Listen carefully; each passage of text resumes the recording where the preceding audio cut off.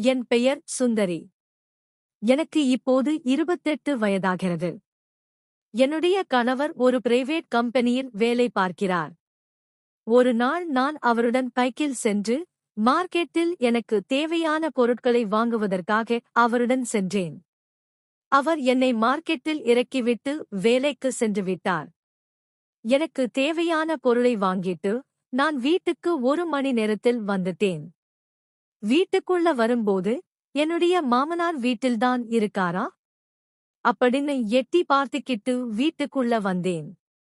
அந்த நேரத்துல என்னோட மனசு படபடன்னு அடிக்க ஆரம்பிச்சது. நான் வீட்டுக்குள்ள காலடி எடுத்து வைக்கும்போது ஒரு பூனை மாதிரி மெதுவா பதுங்கிதான் வீட்டுக்குள்ளே போனேன். அதற்கு காரணம் என்னுடைய மாமனார்தான். ஏன்னா நான் இந்த வீட்டை விட்டு வெளியிலே எங்கேயுமே போகக்கூடாது அப்படின்னு அந்த அளவுக்கு என்னை கண்ட்ரோல் பண்ணி வச்சிருந்தாரு. அதுலயும் முக்கியமா நான் என்னோட புருஷன் கூட மட்டும் எங்கேயுமே போகக்கூடாது. இது என்னடா கொடுமையா இருக்கு நீங்க நினைப்பீங்க, அதுதாங்க உண்மை. இந்த வீட்டுல அப்படித்தான் நடந்துகிட்டே இருக்கு. எல்லார் வீட்டிலையுமே மாமியார்தான் ரொம்ப கொடுமைப்படுத்துவாங்க. ஆனா இந்த வீட்டுல என்னோட மாமியார் எதையுமே கண்டிப்படுத்த மாட்டாங்க. ஏன்னா அவங்க ஒரு இடத்துல வேலை பார்த்துட்டு இருக்காங்க. அவங்க டெய்லி வேலைக்கு போயிட்டு வரதுனால ரொம்ப டயர்டாகி சீக்கிரமே சாப்பிட்டு தூங்க போயிடுவாங்க. காலையிலேயே சீக்கிரமா எழுந்து வேலைக்கும் போயிடுவாங்க. இதனாலேயே வீட்ல என்ன நடக்குது அப்படிங்கிறது அவங்களுக்கு சுத்தமா தெரியாது. என்னுடைய கணவர் பேரு ரகு. நான் அவரை காதலிச்சுதான் திருமணம் செஞ்சுகிட்டேன். 2 பேரோட வாழ்க்கையும் ரொம்ப சந்தோஷமாதான் போயிட்டு இருந்துச்சு. நான் ஆரம்பத்துல வேலைக்கு போயிட்டு இருந்தேன். ரகு என்னதான் கை நிறைய சம்பாதித்தாலும் கல்யாணத்துக்கு முன்னாடியே நான் கண்டிப்பா வேலைக்கு போவேன் அப்படின்னு ரகு கிட்ட ஏற்கனவே பெர்மிஷன் வாங்கி இருந்தேன். அதனால கல்யாணத்துக்கு பிறகு நான் வேலைக்கும் போகத்தான் செஞ்சேன்.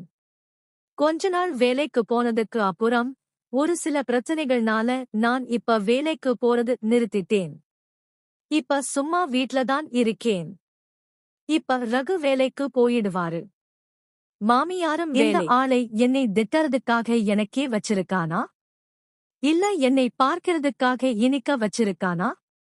அவன் என்னை பார்த்து பேசா எனக்கு ஒரே கூச்சமா இருந்துச்சு.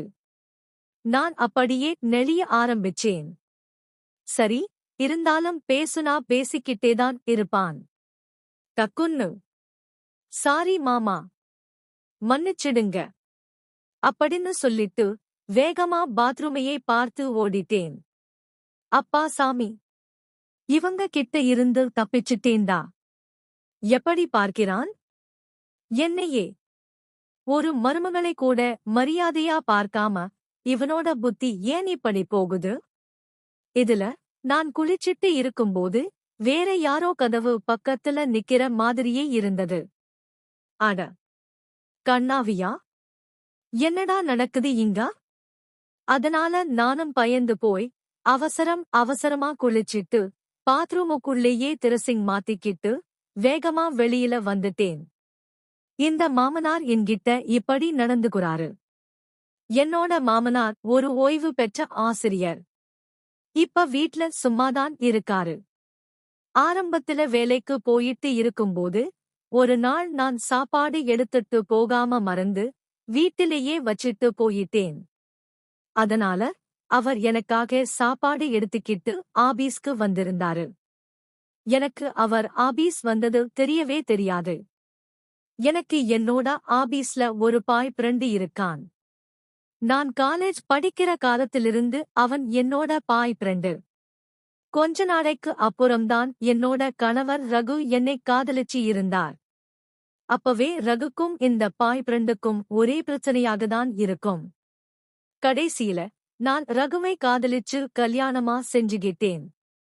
ஆனா இவன் என்னோட பழைய பாய் ஃப்ரெண்டு அப்படிங்கிறதுனால என்னை அவனால மறக்க முடியாம நான் வேலை செய்ற ஆபீஸ்லயே அவனும் சேர்ந்து வேலை செய்ய ஆரம்பிச்சான். இந்த மாதிரி என்னோட வாழ்க்கை ரொம்ப சந்தோஷமா போயிட்டு இருந்தது. தினமும் ஆபீஸ்ல என்னோட பாய் ஃப்ரெண்டு தான் எனக்கு சாப்பாடு ஊட்டி விடுவான். நான் அவனுக்கு ஊட்டி விடுவேன்.